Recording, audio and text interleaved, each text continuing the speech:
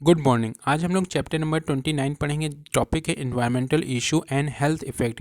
क्या क्या environmental issues हैं और कौन कौन से हेल्थ इफ़ेक्ट आ रहे हैं। चलिए स्टार्ट करते हैं। पहला इसमें है टॉक्सिकोलॉजी इफ़ेक्ट। जो टॉक्सिकोलॉजी इफ़ेक्ट जो टॉक्सिलॉजी है, ये एक स्टडी है इफ़ेक्ट जो refer pollutant on the environment और जो बायोटा जो क्या कहते हैं हैबिट्स में आ रही हैं। अब जो रैम क्या है, ये एक इंडिकेशन है बायोलॉजिकल डैमेज जो हो रहा है और जो एस्टिमेट किया जा रहा है कि जो अमाउंट ऑफ रेडिएशन हो रहा है किसी भी टाइप से, चाहे वो प्रोड्यूस किया जा रहा हो बायोलॉजिकल इंजरी ह्यूमन में या फिर जो रिजल्ट कर रहा हो from the absorption of given amount of x ray radiation या गामा रेडिएशन। आयोडीन 131, ये आयोडीन 131 ये प्रोड्यूस्ड की जाती है न्यूक्लियर टेस्ट जो होता है जब वेजिटेशन, और ये जो अपीयर करता है in milk of the cattle, और ये कंज्यूम करता है जो कंटेमिनेटेड वेजिटेशन, और ये पास आउट हो जाता है फिर ह्यूमंस में। आयोडीन 131 जो है ये सीरियस डैमेज कर सकता है थायराइड ग्लैंड, जो स्पेशली चिल्ड्रंस में 99% जो लॉन्ग टर्म रेडियो एक्टिविटी जो होती है वो आइदर या स्टोंशियम या फिर रेडियम के द्वारा ह्यूमन बॉडी में जो फाउंड होता है बोन्स में। अब लेड जो हाईली टॉक्सिक है प्लांट और एनिमल्स के लिए, जिसमें ह्यूमन भी है, और ये जो है अफेक्ट करता है चिल्ड्रन, जो सीवियरली चिल्ड्रंस को ज़्यादा सीवियरली अफेक्ट करता है देन एडल्ट, और जो ये पॉइजन कर देता है। जो वैरायटी ऑफ सिम्टम्स आते हैं जिसकी वजह से, जिसमें लीवर किडनी डैमेज देखने को मिल सकता है, रिडक्शन इन हीमोग्लोबिन भी दिख सकता है, और जो फॉर्मेशन हो रही है हीमोग्लोबिन का उसमें भी, और मेंटल रिटार्डनेस देखने को मिलती है। एबनॉर्मलिटी इन फर्टिलिटी, जो फर्टिलिटी होती है, फर्टिलाइजेशन होता है, उसमें भी एबनॉर्मलिटी देखने को मिल सकती है। और जो प्रेगनेंसी होती है, जो सिम्टम देखने को मिल रहे हैं क्रोनिक लेड पॉइजनिंग की वजह से, 3 जनरल टाइप्स हैं। पहला गैस्ट्रो इंटेस्टिनल ट्रबल, इसमें जो कॉमन टाइप का इंडस्ट्रियल वर्कर्स जो होते हैं उनको इंटेस्टाइनल स्ट्रेस देखने को मिलता है। जो डाइजेस्टिव सिस्टम होता है इंटेस्टाइनल, न्यूरोमस्कुलर इफेक्ट जो कलेक्टिवली जिसे लेड प्लेसी कहते हैं, और ये इम्पेयर कर देता है जो मसल मेटाबॉलिजेशन होता है, जो रिजल्ट करता है जिससे रेसिडुअल पैरालिसिस और मस्कुलर एट्रोफी देखने को मिलती है। मसल्स की जो फंक्शनिंग होती है वो नहीं सही हो पाती है। सेंट्रल नर्वस सिस्टम इफेक्ट देखने को मिल सकता है, सीएनएस सिंड्रोम, और इसमें ये नर्वस सिस्टम जो होता है उसमें क्या कहते हैं, ये जो डिलेब्रियम और जो कन्वल्शंस होते हैं, कोमा या डेथ जैसी प्रॉब्लम आ सकती हैं। मरकरी जो मोस्ट कॉमन और मोस्ट टॉक्सिक है वाटर बॉडीज़ के लिए, इससे बायो एक्यूमुलेशन भी होती है, और ये वाटर में मोनोमिथाइल मरकरी जो है मोस्ट इंडस्ट्रियल एफ्लुएंसेंट जो है मरकरी का, मोनो जो मिथाइल मरकरी है वेपर्स, ये फैटल पॉइजनिंग भी कर सकते हैं। और हाई लेवल जो मरकरी का है ये फिश स्टॉक को लगभग देखने को मिलता है जो कोस्टल एरियाज़ में होते हैं। मुंबई, कलकत्ता, कन्वार और नॉर्थ कोयल जो है ये कुछ ऐसे सीवियरली अफेक्टेड एरियाज़ हैं इंडिया में। जो रिसेंट पॉपुलैरिटी जो है energy efficient compact fluorescent lamp जो है CFL के लिए काम किया जा रहा है। इसमें क्या है, अनदर डायमेंशन जो देखी जा रही है कि मरकरी के लिए जो कंट्रोवर्सी बनी हुई है, जो टॉक्सिसिटी है मरकरी की ये बहुत ही ज़्यादा होती है देन अदर सब्सटेंस, लगभग 1000 गुना ज़्यादा पोटेंट देन कॉकलिन्स के द्वारा। फ्लोरीन जो है ये फ्लोरीन जो है नेचर में फ्लोराइड के फॉर्म में एयर में और सॉइल और वाटर में जो फ्लोरोसिस होती है, ये कॉमन टाइप की प्रॉब्लम है बहुत सारे स्टेट और देशों में जहाँ पे हाई फ्लोरीन कंटेंट जो होता है वाटर के द्वारा। फ्लोराइड जो होता है ये डेंटल फ्लोरोसिस करता है, जो दांत होते हैं वो स्टिफनेस जॉइंट्स में आ सकती है, और जो स्टिफनेस जॉइंट्स में आ सकती है, और हैम्ड बैक प्रॉब्लम भी हो सकती है, पेन हो सकता है बोन्स में, जॉइंट्स में, और साथ में बेंडिंग ऑफ द लेग जो होते हैं फ्रॉम द बोन्स नी, जिसे नॉक नी सिंड्रोम कहते हैं। कैटल्स में भी जो फ्लोराइड होता है वो स्ट्रेनिंग, मॉल्टिंग और जो एब्सरेशन ऑफ टीथ, ये सब लैमिनेस और decrease in the milk production भी देखने को मिल रहा है। अब जो DDT है, DDT जो टॉक्सिक पेस्टिसाइड है, BHC, PCB और DDT ये इजली डिग्रेड कर देती हैं, जो लॉन्ग लास्टिंग होती है, इन्वायरमेंट बहुत दिनों तक रहती हैं, और जो कंसंट्रेशन है और इनकी लगभग बढ़ती जा रही है वाटर में और सॉइल में भी, जो सक्सेसिव एप्लीकेशन कर रहे हैं। DDT जो स्प्रे करी जाती थी बहुत साल पहले मासेस पे जो कंट्रोल किया जाता था मॉस्किटो पे, लेकिन मॉस्किटो भी अभी इससे इम्यूनिटी बना चुके हैं। जो डीडीटी है ये बायो मैग्नीफाइड देखने को मिलता है वाटर में, फिशेज ईटिंग बर्ड्स में, और इस तरीके से ह्यूमंस तक पहुंचता है। डीडीटी जो है ये डिप्रेस कर देता है एक्टिविटी जो नाइट्रोजन की है, और जो फीमेल सेक्स हार्मोन है टेस्टोस्टेरोन जो है मेल सेक्स हार्मोन, और जो फिश डाई भी होती है due to eating to DDT killed insects. जो फिश हैं जो डीडीटी इन्फेक्टेड जो इंसेक्ट को खाने से उनकी डेथ भी हो रही है। टर्टल डाई हो रहे हैं क्योंकि वो ईट करते हैं डीडीटी फिश को, सो ऑन। और जो डीडीटी डिपॉजिट होता रहता है butter fat of the milk में, जो पोटेंशियल डेंजर है टू इन्फेंट्स के लिए। अब जो एंड रिजल्ट है डीडीटी का, वो जो यूज़ कर रहे हैं होल पॉपुलेशन, जो प्रेडेटरी बर्ड्स हैं और जो फिस्ट हॉक है, और जो डेट्राइसर फीडर है, जो फीडर क्रैब है, ये फीड आउट।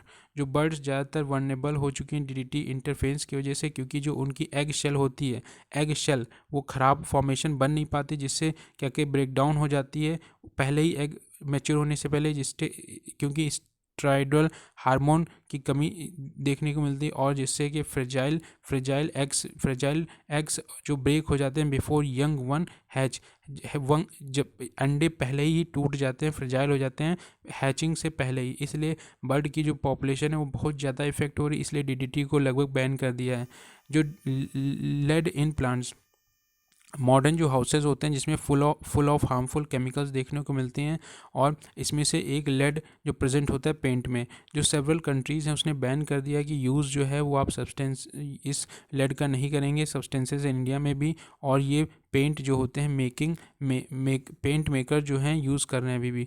इनहेलिंग लेड, जो इनहेल करते हैं लेड, ये डस्ट लाइक जैसे ओपनिंग और क्लोजिंग जो विंडोज़ होती हैं, कॉमन सोर्स जो है लेड पॉइजनिंग। ह्यूमन बॉडी जो है वो design to process lead, young children जो है पर्टिकुलरली वर्नेबल होते हैं लेड से, और ये डैमेज कर सकते हैं हमारे सेंट्रल नर्वस सिस्टम और ब्रेन को। अगर लेड इतनी पॉइजनस है तो हमें पेंट में मेकर्स को कॉन्स्टिट्यूट करते समय इनको पेंट मेकर जो है उन पर ध्यान देना चाहिए और यूज़ करना चाहिए लेड सब्स्टिट्यूट, इंक्रीज जो कॉस्ट और जो ऑल्सो रिड्यूस पेंट परफॉर्मेंस।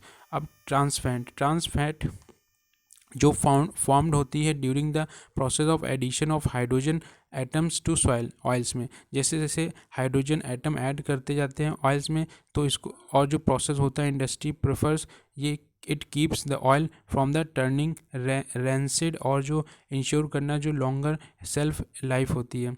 अब जो ट्रांसफैट है ये एसोसिएटेड है विद जो होस्ट है serious health problem ranging from diabetes to heart disease to cancer. जो हेल्थ मिनिस्ट्री है 2008 उसने came out with the notification for labelling food including जो ट्रांस फैट है जो junk food in trans fat, जो junk foods होते हैं उसमें ट्रांस फैट, सॉल्ट और जो शुगर्स, जंक फूड जो है वो गिव नो न्यूट्रिशन, उसमें कोई न्यूट्रिशन नहीं मिलता है। इनफैक्ट जो इससे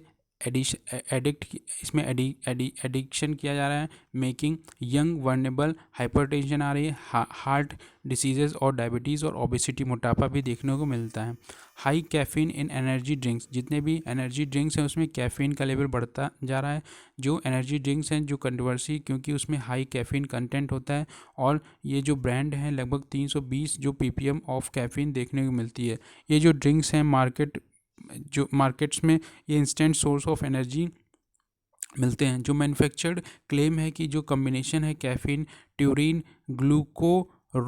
ग्लूकोरोलैक्टोन, जो विटामिन हर्बल सप्लीमेंट हैं, और जो शुगर स्वीटनर्स होते हैं जैसे एस्प्रिन, ये सब saccharine use the energy. According to study report किया गया जो शुगर जो गिव द एनर्जी रश, जो caffeine only gives a feeling of energy. जो कैफीन है वो केवल ऐसा फील कराती कि एनर्जी है, लेकिन एनर्जी नहीं होती। जो एनर्जी ड्रिंक हैं under category of proprietary foods, जो prevention of food adulteration act है 1954 का, जो अमेंडमेंट किया गया prevention of food adulteration act 1954 को, वो एक्ट 2009 में इंश्योर करता है कि जो कैफीन है वो एनर्जी ड्रिंक में वो लगभग 145 ppm कैप्ड करी जाएगी, और जो लिमिट है वो set for carbonated beverage. However जो जो रेड बुल मैनेज करी जाती थी, gate A stay order on the amendment of PFA 2010, और सिंस तब से जो एनर्जी ड्रिंक है वो मार्केट एक्सपेंड की गई हैं अनरेगुलेटेड। जो फूड सेफ्टी और जो स्टैंडर्ड अथॉरिटी ऑफ इंडिया है, जिसे FSI कहते हैं, ये करेंटली मेक करता है regulation on the energy drinks. जितनी भी एनर्जी ड्रिंक्स हैं उनके लिए जो रेगुलेशंस बनाता है FSI बनाता है। पेस्टिसाइड इन ह्यूमन फूड, जो पेस्टिसाइड है कॉमनली यूज्ड होती है इंडिया में, बट ये जो ये comes in great cost to human health. About ये पाया गया कि 15 डिफरेंट जो पेस्टिसाइड हैं in the 20 blood samples tested for 4 village in the Punjab. Testing of the pesticide toxicity, जितने भी पेस्टिसाइड हैं टेस्ट किए गए हैं, जो इंस्टेब्लिश टॉक्सिसिटी और जो डोज नेसेसरी हैं प्रोड्यूस करना, जो मेजरेबल हार्मफुल इफेक्ट्स हैं, ये usually established through test on the mice, rat, rabbit और जो डॉग्स। जो रिजल्ट है ये एक्सट्रापोलेट किया गया ऑन ह्यूमन, और जो सेफ एक्सपोजर है लेवल प्रेडिक्टेड। जो वैल्यू है कॉमनली यूज़ की जा रही है जो मेजर करना, जो क्यूट टॉक्सिसिटी है LD50, और जो क्या LD50 जो वैल्यू है वो मेजर करेगी 0 ऑनवर्ड, और जो लोअर होगा LD50 मोर एक्यूरेटली टॉक्सिक है पेस्टिसाइड्स के लिए। अब जो इलास्ट्रेशन दिया गया है कि जो कंपैरिजन है DDT का, जो मोस्टली यूज़ किया जाता था इंडिया में, वो लगभग 1990 अर्ली 90s में। अब जो मोनोकोप्रोटोप्स जो करंटली यूज़ किया जा रहा है, DDT जो LD50 है ये लगभग 113 mg/kg पाया जाता है। मोनोक्रोप्टोस जो 14 mg/kg, और बट नेवर फॉरगेट दैट कि जो लोअर LD50 है मींस हायर एक्यूट टॉक्सिसिटी। जो पेस्टिसाइड ये इंजेस्ट हो रहा है, एक्यूमुलेट होता जा रहा है बॉडी में फैट में, और जो pass through organochloride pesticide for instance जो एक्यूमुलेट होता है बॉडी में फैट और जो ब्लड लिपिड्स होती हैं। जो फैट सॉल्युबल केमिकल्स हैं persist in the body for many reasons. Disease caused by the environmental degradation, जो डिग्रेडेशन हो रहा है एनवायरमेंट, उससे डिजीज़ हो रही। पहला है मिनीमाटा डिजीज़। ये जो डिजीज़ है फर्स्ट डिस्कवर करी गई थी मिनीमाटा सिटी, जो कि कुमामोटो परफेक्शन जापान में हुआ 1956 में, और ये इसका कॉज था जो रिलीज़ हो रहा था मिथाइल मर्करी, जो क्या कहते हैं इंडस्ट्रियल वेस्ट था फ्रॉम द सिकासो कॉरपोरेशन, जो केमिकल फैक्ट्री थी और जो कंटिन्यू रही लगभग 1932 से और 1968। इससे क्या हुआ, इट ऑल्सो रिफर टू कैसियो मिनीमाटा डिजीज़, और ये न्यूरोलॉजिकल सिंड्रोम जो था सीवियरली मर्करी पॉइजनिंग देखने को मिलती। जो सिम्टम थे इसमें एनेक्सटेशिया, जो नंबरनेस थी हैंड्स में और जो फीट में, जो जनरल मस्कुलर वीकनेस देखने को मिली, और narrowing of the field of vision, जो डैमेज हुआ हेयरिंग और स्पीच का। जो एक्सट्रीम कॉजेज थे इनसेंसिटिविटी, पैरालिसिस, कोमा, और जो death with in week of the onset symptom. ये जो कंजेशनल फॉर्म ऑफ डिजीज़ था ये also affect fitness in the वॉर्म, जो फीटस था उस पर भी काफ़ी प्रभाव पड़ा।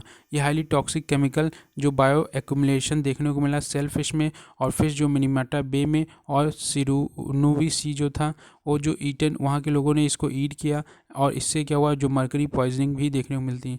साथ में जो कैट, डॉग, पिग और जो ह्यूमन डेथ जो कंटिन्यू ओवर लगभग 30 ईयर्स तक, और गवर्नमेंट और जो कंपनी थी did little to prevent this pollution. लेकिन युकाइची आस्थमा, ये डिजीज़ जो है सिटी युकाइची जो इन मी परफेक्शन जो प्रीफेचर जापान में लगभग 1960 और 72 में दिखी।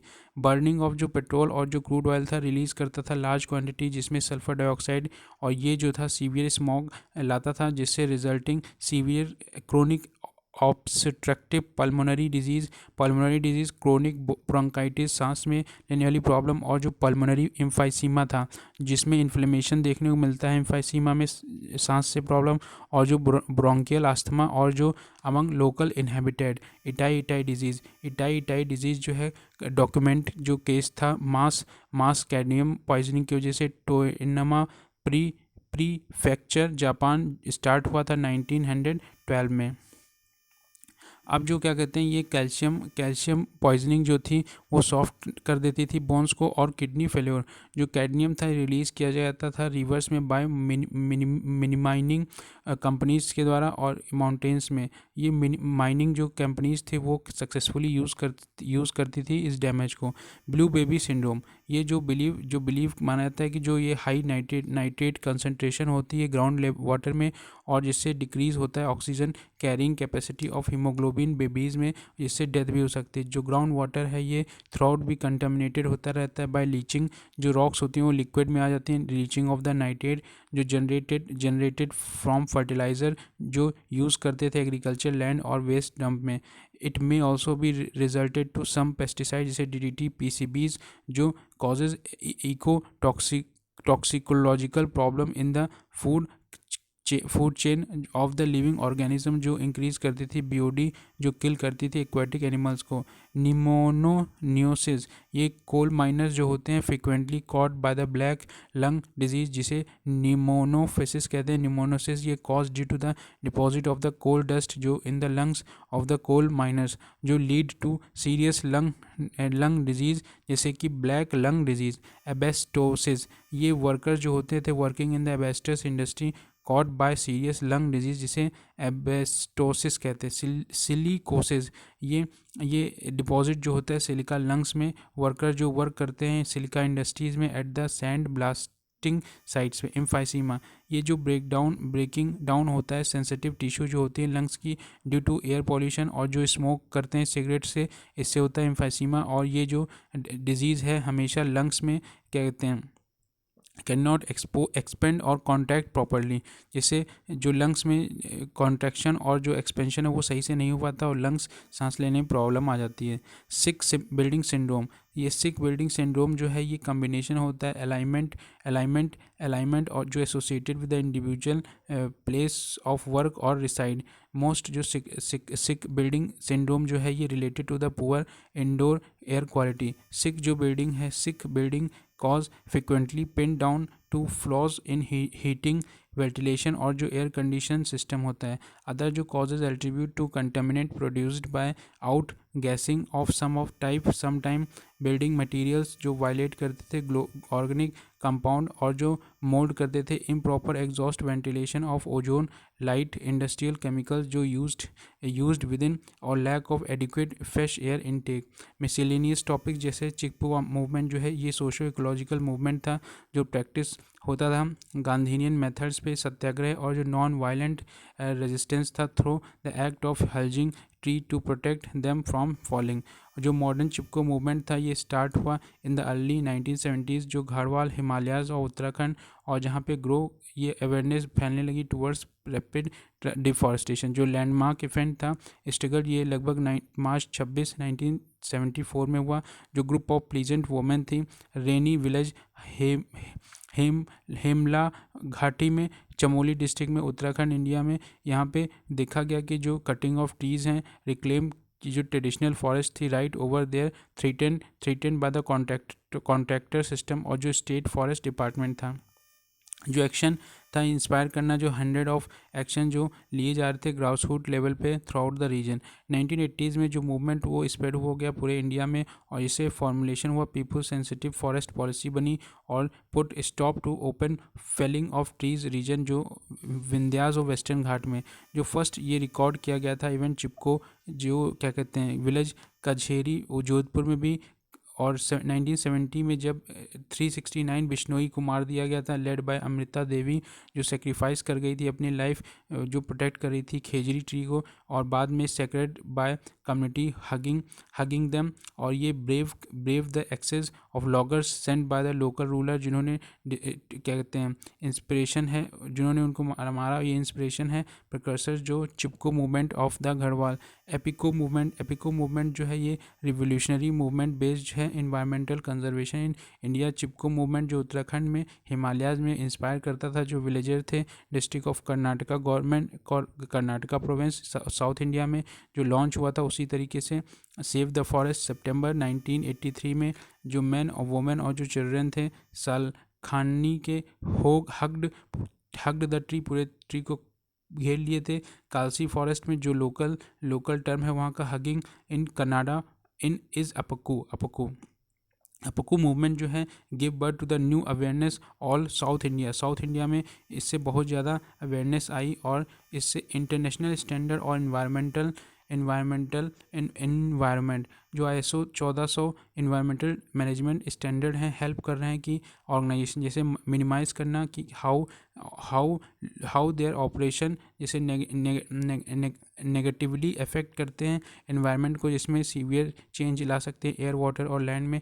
कंप्लाई करना जो एप्लीकेबल लॉज हैं रेगुलेशन और जो अदर इन्वायरमेंटल ओरिएंटेड रिक्वायरमेंट हैं कंटिन्यू करना। इम्प्रूव देयर अबव ISO 1400 जो है इस सिमिलर है ISO 9000 के जो क्वालिटी मैनेजमेंट है बोथ जो pertain to process of how कैसे कि प्रोजेक्ट जो है प्रोड्यूस और उसका प्रोडक्ट इटसेल्फ। और जो ISO 9000 है सर्टिफाई करता है कि जो परफॉर्म करना है third party organisation rather than awarded by ISO directly. ISO 19011 जो ऑडिट करता है स्टैंडर्ड अप्लायंस को, जो ऑडिट करते हैं बोथ 9000 और जो 1400 एप्लीकेंट्स एडवांस लिस्ट जो ISO की है 1400 सीरीज स्टैंडर्ड। ISO 14001 जो इन्वायरमेंटल मैनेजमेंट सिस्टम है वो requirement with guidance for use. ISO 14004 जो इन्वायरमेंटल मैनेजमेंट सिस्टम है ये जनरल गाइडलाइन बनाता है, क्या प्रिंसिपल होनी चाहिए, क्या सिस्टम होगा और क्या सपोर्ट टेक्निक्स होनी चाहिए। ISO 14015 इन्वायरमेंटल असेसमेंट करता है साइट्स का और जो ऑर्गेनाइजेशंस हैं। ISO 14020 सीरीज़ जो है ये इन्वायरमेंटल लेबल और जो डिक्लेरेशन कराता है। ISO 1403 ये डिस्कस करता है जो पोस्ट प्रोडक्शन इन्वायरमेंटल असेसमेंट है। ISO 14031 जो इन्वायरमेंटल परफॉर्मेंस इवोल्यूशन करता है गाइडलाइंस का। ISO 14040 जो सीरीज़ है ये लाइफ साइकिल जो असेसमेंट होता है LCA और जो डिस्कस होता है प्री प्रोडक्शन प्लानिंग और साथ में इन्वायरमेंटल गोल सेटिंग जो होती है। ISO 14050 टर्म्स और डेफिनेशन बताता है। ISO 14062 डिस्कस करता है जो मेकिंग इम्प्रूवमेंट हैं to environmental impact goal. ISO 14063 जो है इन्वायरमेंटल कम्युनिकेशन जिसमें गाइडलाइंस और जो एग्जांपल्स हैं। ISO 14064 जो मेजर करता है क्वांटिफाई करता है reducing green house gas emission. ISO 19011 जो स्पेसिफाई करता है वन ऑडिट प्रोटोकॉल। साथ में जो नेशनल वेस्टलैंड डेवलपमेंट बोर्ड है, जो नेशनल वेस्टलैंड डेवलपमेंट बोर्ड है ये सेटअप करता है द मिनिस्ट्री ऑफ एनवायरनमेंट और फॉरेस्ट इन 1985 विद जिसका ऑब्जेक्टिव है इंक्रीज़ करना जो ट्री और जो अदर ग्रीन कवर है वेस्टलैंड में, प्रिवेंट करना जो good land from becoming wasteland और साथ में फॉर्मुलेट करना विद इन ओवरऑल जो नोडल पॉलिसी पर्सपेक्टिव प्लान और जो प्रोग्राम फॉर द मैनेजमेंट और जो डेवलपमेंट है वेस्टलैंड का। दूसरा 1992 में एक बोर्ड बनाया जो ट्रांसफ़र कर रहा था मिनिस्ट्री ऑफ रूरल डेवलपमेंट, जो एक न्यू डेवलपमेंट वेस्टलैंड डेवलपमेंट बनाएगा under the change of ministry of state. Bioassay एक टेस्ट है जो ऑर्गेनिज्म का यूज़ किया जाता था, डिटेक्ट करा जाता था जो प्रेजेंस है और जो इफ़ेक्ट आ रहे हैं अदर फिजिकल फैक्टर जैसे केमिकल फैक्टर और कोई अदर इकोलॉजिकल डिस्टर्बेंस। बायो से एक वेरी कॉमन है पॉपुलेशन स्टडीज़ में। बायो से जो है कंडक्ट किया जाता है by using any type of organism, चाहे फिश हो चाहे इंसेक्ट। बायो से वेरी कॉमन जो एम है फाइंड की आइदर जो लीगल कंसंट्रेशन है और जो इफ़ेक्टिव कंसंट्रेशन है जिसमें मॉर्टेलिटी और अदर इफेक्ट जो अल्टीमेटली जो यूज़ किया जा रहा है determination of the safe concentration of the chemical और जो मैक्सिमम एक्सेप्टेबल टॉक्सिनेंट कंसंट्रेशन है। जो ऑर्गेनिज्म एक्सपोज हो रहे हैं डिफरेंट कंसंट्रेशन ऑफ टॉक्सिनेंट जिसमें डिफरेंट पीरियड और जो मोर्टेलिटी बिहेवियर है change on either other signal for distress और noted periodically out of 3 type जिसमें बेसिक बायो से ऐसे टेस्ट करता है डिजिग्नाइट वेदर जो ऑर्गेनिज्म है expose to same toxicant solution for the whole experiment period. Other जो 2 हैं जिसमें रिन्यूएबल ऐसे और जो low flow through bioassay. Flagship species जो ऐसी स्पीशीज़ होती हैं जो चूज़ करी जाती हैं जो रिप्रेजेंट करती हैं एनवायरमेंटल कॉज जो इकोसिस्टम में जो नीड है कंजर्वेशन की। ये स्पीशीज़ जो है चूज़ करी जाती है फॉर वर्नेबल अट्रैक्टिवनेस और जो डिस्टिंक्टिव्स इन ऑर्डर टू जो इंडेंजर हैं सपोर्ट करना इनको और इनको एक्नॉलेज करना है फ्रॉम पब्लिक एट लार्ज। जो कॉन्सेप्ट है फ्लैगशिप स्पीशीज़ जो होल्ड करना जो पब्लिकली फ्यू की स्पीशीज़ को जो सपोर्ट करती हैं given to other species successfully, जो लीवरेज कंजर्वेशन, जो इंटायर इकोसिस्टम की हेल्प करती है अदर स्पीशीज़ को कंटेन करने में। दूसरा है यहाँ पे जो example Indian tiger, African elephant, giant Panda of China, mountain gorilla, central African orangutan of the south Asia और जो leather back of sea turtle. की स्टोन स्पीशीज़, की स्टोन स्पीशीज़ ऐसी स्पीशीज़ हैं जो इन्वायरमेंट में अगर उनको हटा लिया जाए तो बैलेंस ख़राब हो जाएगा। की स्टोन स्पीशीज़ जो एडिशन टू और loss from the ecosystem lead कर सकता है major change in the abundance और occurrence at the least level, other species पे भी प्रभाव डालता है। ये जो स्पीशीज़ होती है इकोसिस्टम में considered more important determining the presence of any other species in the environment. जो टॉप प्रेडेटर हैं lion, tiger, crocodile, elephant, is जो कंसिडर करे जाते हैं की स्टोन स्पीशीज़ बिकॉज ये रेगुलेट करते हैं all other species population indirectly. इसलिए जो प्रेडेटर्स होते हैं in are given much consideration to in conservation. अब जो की स्टोन स्पीशीज़ हैं ये डिज़र्व करती हैं जो special attraction from conservation point of view. जो कंजर्वेशन है की स्टोन स्पीशीज़ को इसे इनक्रेज किया जाता है। जो कंजर्वेशन है सभी जो relevant species associated with them. जो की स्टोन स्पीशीज़ इज़ लॉस्ट अगर हो जाती है तो जो डिग्रेडेशन होता है पूरे इकोसिस्टम का देखने को मिलता है और इससे प्लांट स्पीशीज़ और जो डिपेंड होती थी बैड फॉरेस्ट पॉलिनेशन या फिर बैड जो पॉलिनेशन रिड्यूस कर देते हैं, जो रीजनरेशन होता है पर्टिकुलर प्लांट की, इससे जो बहुत सारी डिफ़िकल्टीज आती हैं और जो वेजिटेशन स्ट्रक्चर होता है वो भी एडवर्सली इन्फ्लुएंस में आ जाता है ऑन डिपेंडेंट एनिमल्स में। इंडिकेटर स्पीशीज़ ये ऐसी स्पीशीज़ होती हैं जो इंडिकेट करती हैं जो presence of set of other species, जो कहते हैं एब्सेंस हो जाने से जो इन पे इफेक्ट पड़ता है इंटायर सेट ऑफ स्पीशीज़ पे। इंडिकेटर स्पीशीज़ जो होती हैं एनी कोई भी ऐसी बायोलॉजिकल स्पीशीज़ जो डिफाइन हो किसी ट्रेट या कैरेक्टरिस्टिक ऑफ द इन्वायरमेंट, लेकिन जैसे फॉर एग्जांपल स्पीशीज़ जो डिलिनेट करते हैं इको रीजन में और जो इंडिकेट करती हैं इन्वायरमेंटल कंडीशन, जैसे डिजीज़ आउटब्रेक हो जाती है, पॉल्यूशन या फिर species competition, climate change. Indicator species जो होती हैं among the most sensitive species region में जो sometime act as a early warning और मॉनिटरिंग बायोलॉजिस्ट। अगर उनको कोई खतरा है तो ये अर्ली वार्निंग टाइप से समझिए। और ये जो बहुत सारे इंडिकेटर स्पीशीज़ जो होती हैं ओशन में सिस्टम में, जैसे फ़िश हो गए, इन्वर्टिब्रेट, पेरीफेटॉन, और जो मैक्रोफेट्स होते हैं जो स्पेसिफिक स्पीशीज़ जो ओशन बर्ड्स जैसे कि Atlantic puffin, amphibian indicators indicate करते हैं जैसे केमिकल्स, ग्लोबल वार्मिंग और जो एयर पोल्यूशन। जो लाइकेंस इंडिकेटर्स होते हैं एयर क्वालिटी के लिए और जो बहुत सेंसिटिव होते हैं सल्फ़र डाइऑक्साइड के लिए। फाउंडेशन स्पीशीज़ जो होती है ये डोमिनेंट प्राइमरी प्रोड्यूसर होते हैं जो इकोसिस्टम में in the term of abundance और इन्फ्लुएंस जो होता है, जैसे केल्प फॉरेस्ट और जो कोरल इन कोरल रिलीफ। कैस्मेटिक जो मेगाफना होता है, जो लार्ज एनिमल स्पीशीज़ होते हैं जो विस्पर्ड होते हैं, पॉपुलेशन अपील करते हैं, जो इन्वायरमेंट एक्टिविटीज़ यूज़ कर रही होती है अचीव करना कंजर्वेशन गोल। और इससे क्या होता है कि जो जैसे एग्जांपल एक जायंट पांडा, बंगाल टाइगर और जो ब्लू व्हेल हैं। अम्ब्रेला स्पीशीज़ ऐसी स्पीशीज़ होती हैं जो किसी जैसे एक बड़ा पेड़ उसके नीचे छोटे छोटे पौधे जो उगते हैं, उसी तरह जो अम्ब्रेला स्पीशीज़ होती हैं वाइड रेंजिंग स्पीशीज़ होती हैं जो रिक्वायरमेंट जिनकी होती है include those of many other species. और जो प्रोटेक्शन होती है अम्ब्रेला स्पीशीज़ में ऑटोमेटिकली एक्सटेंड करना प्रोटेक्शन और अदर स्पीशीज़। जो स्पीशीज़ सेलेक्ट की जाती हैं मेकिंग कंजर्वेशन रिलेटेड डिसीजंस और जो टिपिकली जैसे बिकॉज जो प्रोटेक्ट करना इन सभी स्पीशीज़ इनडायरेक्टली प्रोटेक्ट करना मैनी अदर स्पीशीज़ जो make up of the ecological community of the habitat. इसी के साथ ही मेरा चैप्टर फिनिश होता है। Thank you.